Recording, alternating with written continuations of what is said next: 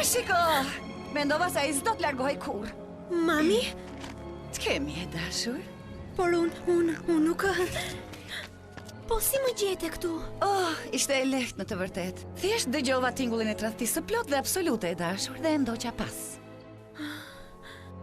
Mami... Do të shkojmë në shtëpi, Rapunzel, madje tani. Ti nuk më kupton.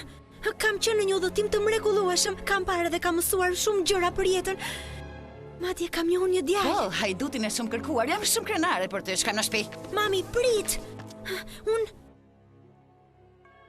Unë mendoj se ai më pëlqen. Të pëlqen ty? O, të lutem, Rapunzel, lëri marzit tani. Por mami, unë... se nuk duhet ishi larguar kur nga kulla. E dashur, e gjithë kjo romanca që ti ke shpikur, thjesht vërteton faktin që ti je tepër naive për të qëndruar këtu. Po çfarë mund të pëlqejë ai tek ty, më thuaj, e kam shumë seriozisht. Shikoje pak veten, mendon se është i impresionuar? Mos u bëj budallaqe. Heja tek mami. Mami. Jo. Jo? Oh. E kuptova si është puna.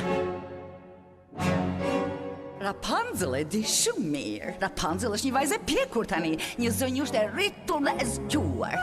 Rapunzel e di shumë mirë. Në rregull, nëse je kaq e sigurt tani, merre këtë dhe shkoj dhe jep pjati. Si e gjete? Kjo është arsyeja pse ai është këtu. Mos e lë këtë të mashtroj. Jep pjati dhe do ta shoh. Do ja çoj.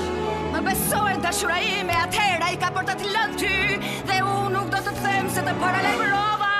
Jo, Rapunzel e di shumë mirë. Pra, nëse ai është kaq i mirë sa thua ti, atëherë ti vëre ata në provë. Mami, prit! Por nëse ai të gënjen, mos e ja tek unë, duke qenë